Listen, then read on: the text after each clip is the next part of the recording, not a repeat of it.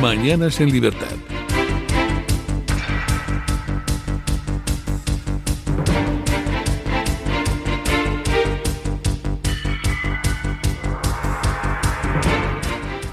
El presidente de Ucrania, Volodymyr Zelensky, ha expresado su satisfacción tras las conversaciones mantenidas ayer en Riad, Arabia Saudí, con representantes de Estados Unidos para ampliar el alto el fuego con Rusia.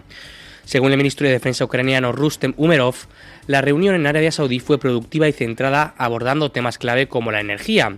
Hoy delegaciones de Estados Unidos y Rusia retomarán las negociaciones. Por su parte, el asesor de Seguridad Nacional de la Casa Blanca, Mike Waltz, ha señalado que las recientes discusiones entre los equipos técnicos de Ucrania y Estados Unidos se han centrado en un posible alto el fuego marítimo en el Mar Negro. Además, ha adelantado que la reunión de hoy se tratará la línea de control que representa el frente real del conflicto, iniciado en febrero de 2022 con la invasión de Rusia de Ucrania. Bueno, pues han empezado las negociaciones ya formales entre los gobiernos ucraniano, ruso y americano en Arabia Saudí, centradas primero en el alto el fuego y posteriormente ya darán paso a las negociaciones sobre el eventual acuerdo de paz una vez alcanzado el alto el fuego. Hasta el momento, pues los avances que se han producido antes de estas reuniones que se han iniciado ayer en Arabia Saudí, pues fue el intercambio de prisioneros que ha habido, de 175 me parece que han sido por cada bando, y luego pues un alto de fuego aéreo, pero bueno, así, en fin, como que no demasiado alto el fuego, dado que se han producido ataques de Rusia contra Ucrania y de Ucrania también contra infraestructura rusa. Esperemos que a lo largo de las próximas semanas pues vaya entrando en vigor realmente un alto el fuego. Ahora se centran las conversaciones en lo que sería el alto el fuego marítimo en el Mar Negro, que permita reanudar las exportaciones desde Ucrania y desde Rusia hacia el resto del mundo a través de buques de carga, y también lo que sería la fijación de la línea del frente, pues que será bastante más complicada. Ya saben ustedes que tanto Ucrania como Rusia están atacando aquí y allá y moviendo esa línea del frente. Pero bueno, lo importante es que se ha iniciado el proceso. Una cosa importante en la que hay que fijarse es que aunque se trata de una negociación a tres bandas, de momento las tres bandas no se van a sentar en la misma mesa, y es bastante lógico. Está actuando como mediador Estados Unidos y más o menos el procedimiento es: hay una reunión de trabajo entre el lado ucraniano y el lado estadounidense. Fue ayer esa reunión de trabajo.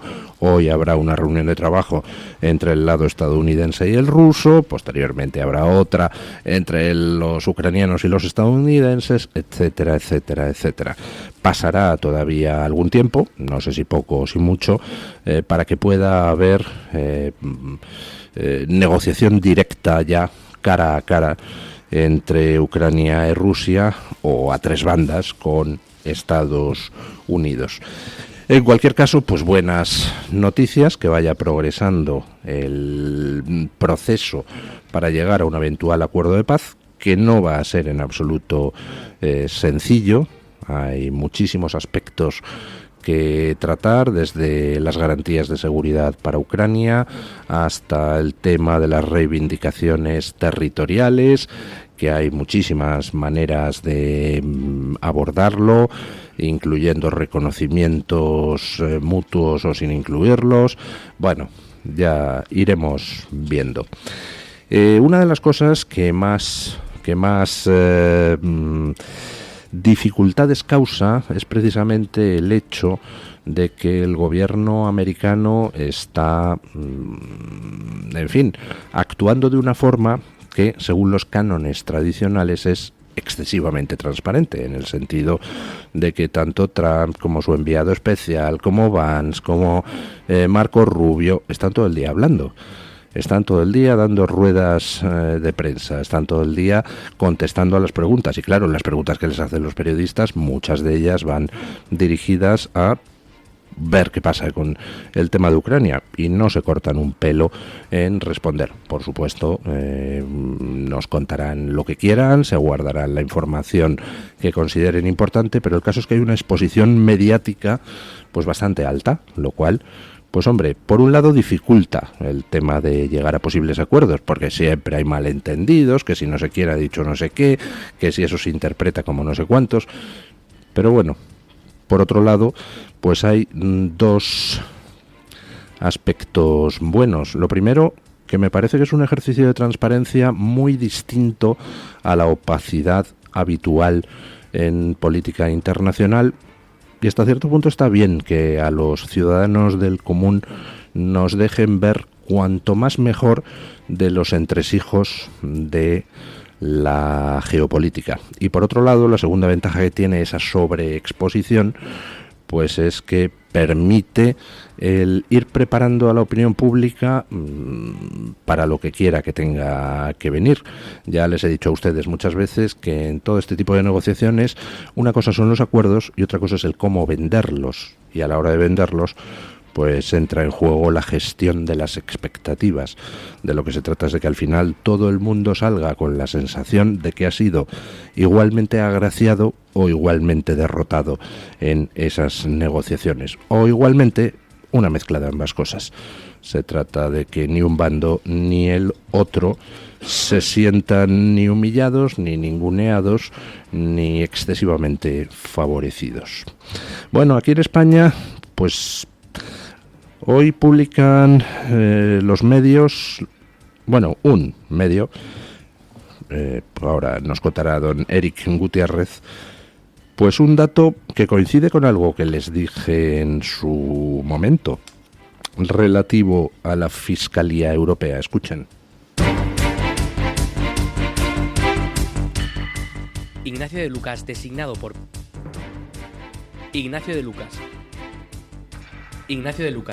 por Pedro Sánchez como máximo representante de España en la Fiscalía Europea, solo 3 días antes de las elecciones generales del 23 de julio, está retrasando la entrega de la documentación clave que el juez Juan Carlos Peinado necesita para avanzar en la investigación sobre Begoña Gómez, esposa del presidente del Gobierno. El titular del Juzgado de Instrucción número 41 de Madrid ha solicitado a la Fiscalía Europea que le indique una fecha aproximada para la remisión de los informes relacionados con el caso, en el que también está implicado el empresario Juan Carlos Barrabés. Han transcurrido ya 9 meses desde que la Fiscalía Europea se declaró competente para investigar varios contratos vinculados a Barrabés, financiados con fondos europeos y en los que figuraban cartas de recomendación firmadas por Begoña Gómez. Sin embargo, el organismo dirigido por Ignacio de Lucas aún no ha presentado ningún informe preliminar sobre el asunto. Bueno, ya les comenté cuando salió el tema de que la Fiscalía Europea intervenía en el caso de Begoña Gómez, que a mí no me gustaba nada la jugada. En algunos medios se había presentado como ¡jaja! Europa va a investigar a Pedro Sánchez y los negocios de su mujer. Y yo dije, lo dudo mucho, más bien es lo contrario, es para dormir el caso y que no llegue absolutamente a nada. Y eso es debido al peculiar esquema mediante el cual se nombra a los fiscales europeos. Si estuviéramos hablando de que un fiscal eslovaco elegido al azar o por sus méritos jurídicos y un fiscal holandés y un fiscal danés fueran a encargarse de recabar datos, pues bueno, diría, pues hombre, a lo mejor sale algo. Pero es que resulta que los fiscales europeos que representan a España en la Fiscalía Europea los nombra el gobierno español, con lo cual cuando se decía la Fiscalía Europea va a... No, la Fiscalía Europea no. Los fiscales nombrados por Sánchez para la Fiscalía Europea van a asumir parte de la carga de la causa contra Begoña Gómez. ¿Cuál es la consecuencia? Pues, hombre, es inmediata. ¿De quién depende la Fiscalía? Pues eso. La verdad es que resulta enormemente peculiar este sistema, porque se supone que la Fiscalía Europea se encarga, entre otras cosas, de ver si ha habido malversación de fondos públicos europeos, con lo cual nos encontramos con la peculiar circunstancia de que Europa entrega fondos a Sánchez y si esos fondos se usan mal, pues entonces investiga a Sánchez un grupo de fiscales nombrado por Sánchez. es impresionante. Supongo yo que en otros países existirá algún mecanismo o alguna tradición para nombrar fiscales un poco independientes del poder político. Pero vamos, aquí en España todos sabemos cómo funciona el juego, ¿no? Bueno, total, que el juez Peinado está reclamando a la Fiscalía Europea datos de cuándo va a terminar sus famosas investigaciones que llevan 9 meses durmiendo el sueño de los justos, de cara a tomar él sus decisiones procesales en las investigaciones que sigue contra Begoña Gómez. ¿Tendremos la suerte de que la Fiscalía Europea envíe al juez Peinado los datos que el juez Peinado reclama? Spoiler, no. Ahora, hay otra cosa que también podemos decir a ciencia cierta, y es que en los próximos meses va a empeorar todavía más la seguridad en las calles de España. Escuchen.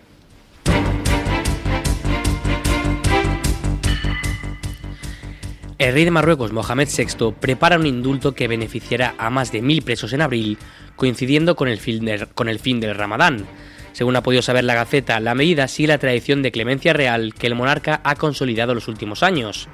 Fuentes cercanas a la Delegación General de la Administración Penitenciaria indican que con este nuevo perdón el número de indultados en 2025 superará los 2.000 tras los 1.304 beneficiados en enero por el aniversario del Manifiesto de la Independencia. En 2024 Mohamed VI concedió más de 9.000 indultos en distintas ocasiones, incluyendo 2.097 en abril por el Ramadán y 4.831 en agosto a agricultores de cannabis. Cuando salieron el año pasado las noticias sobre indultos de Mohamed VI, pues ya se lo dije a ustedes, sabemos todos dónde van a acabar esos delincuentes comunes indultados en Marruecos, ¿no? Efectivamente, en las calles de España. Mohamed VI no solo recibe dinero del gobierno español y de la Unión Europea mientras gasta en armas, sino que además le debe de saber a poco el dinero que recibe y ha decidido ahorrarse costes de mantenimiento en las cárceles y de paso, pues me da la sensación de que con el paso de esos delincuentes a España a través de Patera o a través de Salto de la Valla, pues nos desestabiliza un poquito más, ¿no? Este año ya van a ser en total casi 2.500 indultados y todos nos imaginamos en las calles de qué país van a terminar recalando esos delincuentes indultados, ¿verdad? Bueno, pues nada, a prepararse para una nueva oleada de casos de robo, agresión, etcétera, etcétera, etcétera, por cortesía de Mohamed VI y de Pedro Sánchez. ¿Cómo era aquello que decía Irene Montero? Sola y borracha quiero llegar a casa, ¿no? ¿Se dan cuenta ustedes de cómo ha desaparecido ese lema del imaginario público en los medios podemoides? ¿Qué por qué? Pues porque desde que está Sánchez y desde que este gobierno, esta especie de Frankenstein del que formaba Podemos, luego Sumar, ahora Podemos no, pero sí, pero apoya, pero amenaza con no, pero siguen estando todos en la amalgama, desde que gobierna esta panda, las agresiones sexuales a mujeres se han multiplicado por 3. Bueno, si las mujeres no podían volver solas y borrachas a casa antes de llegar Sánchez, pues imagínense ahora.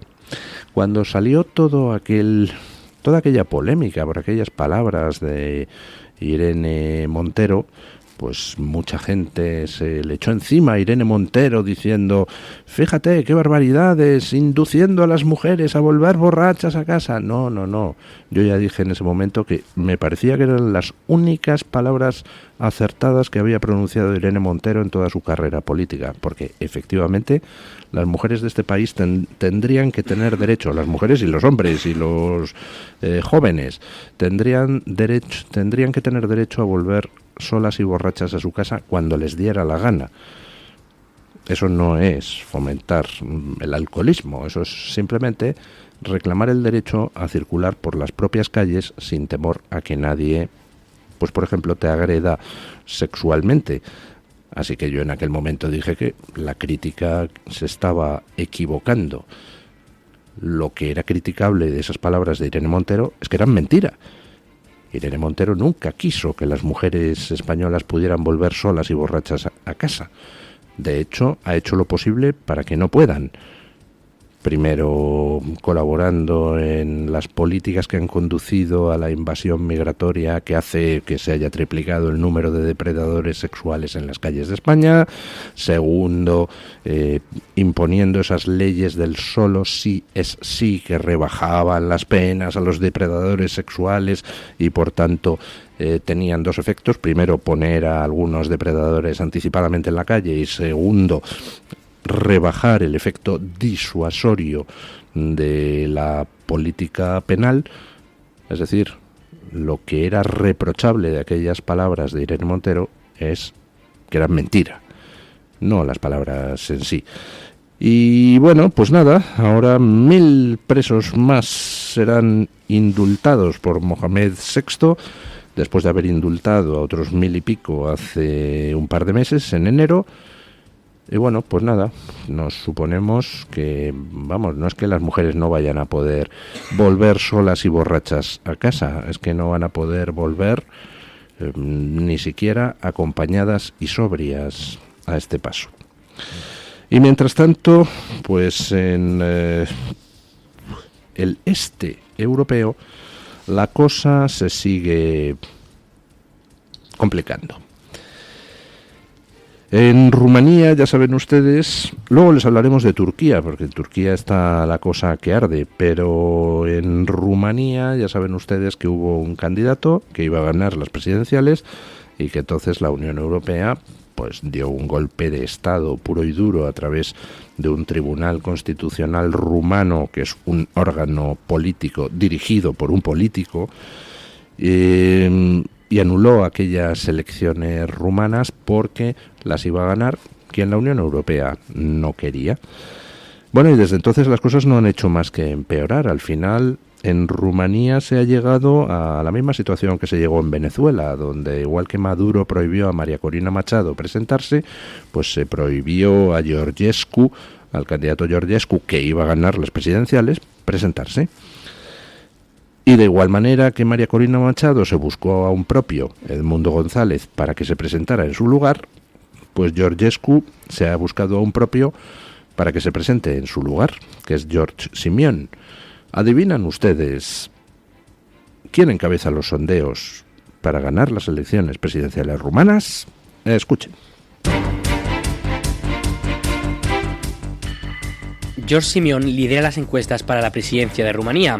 Según la última encuesta de Atlas Intel, el conservador George Simeón se perfila como el favorito para ganar la primera vuelta de las elecciones presidenciales en Rumanía con un 32% de apoyo. Le sigue el progresista Nicu Sordan con un 28%, mientras que el liberal Antonescu y el socialdemócrata Victor Ponta obtienen 19% y 10% respectivamente. Simeón, líder de la Alianza para la Unión de Rumanos, AUR, el segundo partido más importante del país, se presenta a las elecciones a la vez que Ana María Gavrila, líder del Partido Nacionalista POT. Ambos registraron sus candidaturas por separado tras consultar con Georgescu con el objetivo de asegurar una representación soberanista en la contienda. Inicialmente existían dudas sobre una posible suspensión por parte del Tribunal Constitucional, pero tanto la Oficina Electoral Central como el TC han validado ambas posturas. Bueno, total, que al final pues se prohíbe a Georgescu que se presente a las elecciones, igual que Maduro prohibió a María Corina Machado presentarse a las elecciones, y eso no elimina el problema de fondo, que el problema de fondo es pues que la gente está hasta las narices en Rumanía de la casta política que la gobierna, que es una casta sumisa al poder de Bruselas.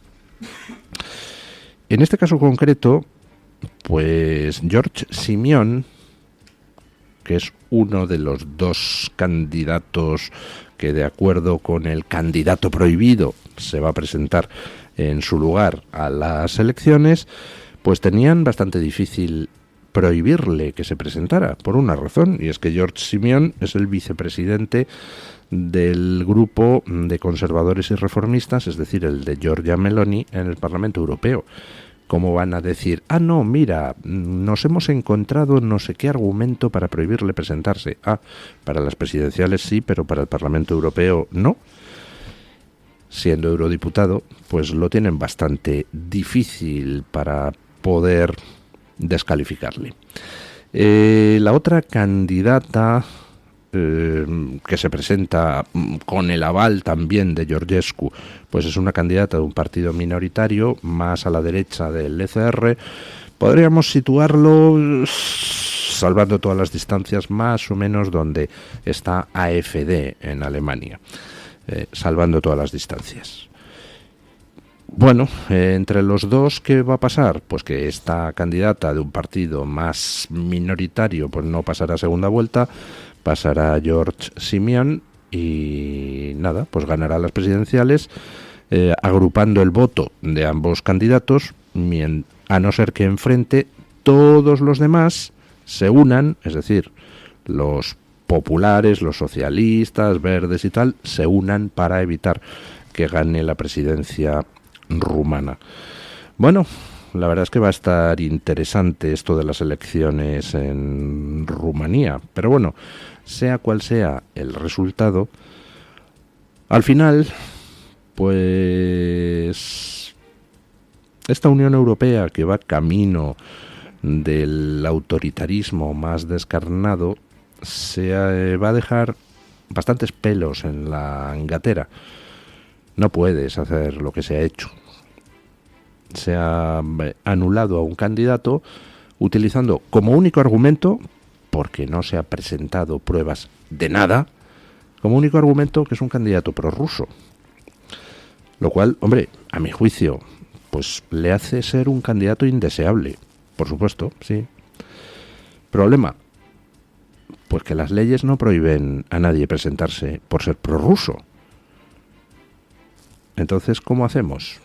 Si prohibiéramos a los candidatos prorrusos presentarse, pues aquí habría que ilegalizar a Batasuna, a Sumar, al BNG y a Podemos. Habría que ilegalizar a todos aquellos que han votado sistemáticamente en el Parlamento Europeo en contra de las condenas a Rusia y en contra de la ayuda a Ucrania.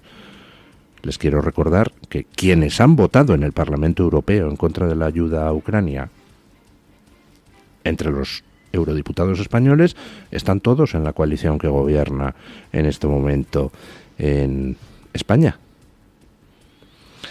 Con lo cual, pues si a un candidato como Georgescu en Rumanía se le puede excluir por ser prorruso, ¿qué hace Batasuna, qué hace Podemos, qué hace Sumar presentándose aquí a las elecciones? ¿No deberíamos aplicar el mismo criterio?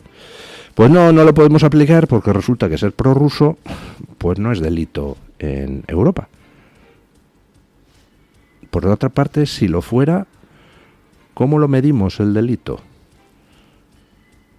¿Aquel que haya alabado alguna vez a Putin en su vida se le puede quitar de las elecciones? ¿Sí? Pues entonces tendríamos que prohibir a Macron y a José María Aznar volver a ejercer nunca ningún puesto político ni opinar sobre política, ¿no? ¿Cómo se mide eso?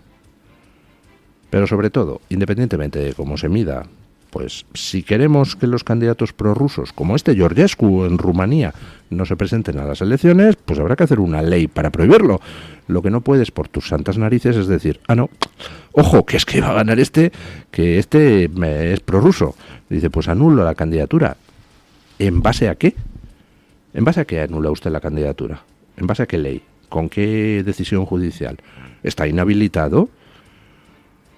Por ejemplo, aquí Oriol Junqueras está inhabilitado porque ha habido un tribunal que ha dictado esa sentencia. ¿A Georgescu ha habido algún tribunal que le dicte eso? Entonces no puede la Junta Electoral Central rumana ni el Tribunal Constitucional rumano, por sus santas narices, decir que no le deja presentarse a las elecciones.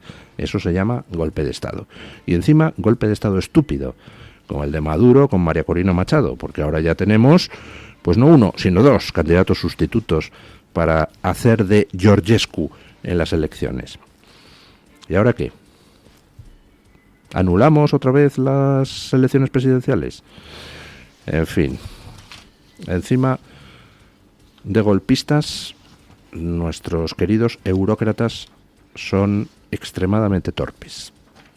Bueno, vamos con las noticias de las 7:30 con la ayuda de don Guillermo Díaz. Y además empezamos con una noticia llamativa y que curiosamente pues no ha tenido demasiada repercusión en España. Me pregunto por qué. Bueno, en España ni en casi ningún otro país europeo. Escuchen, porque esto tiene bastante miga.